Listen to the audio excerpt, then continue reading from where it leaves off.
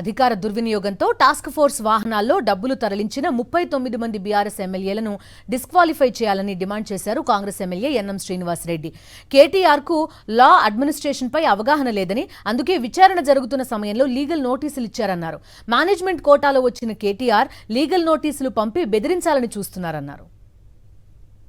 కేటీఆర్ గారికి ఏమైనా లా పరిజ్ఞానం కానీ అడ్మినిస్ట్రేటివ్ పరిజ్ఞానం కానీ ఏమైనా ఉందా? అసలు ఎంక్వైరీ జరుగుతున్నప్పుడు ఎవడైనా లీగల్ నోటీసులు ఇస్తాడా?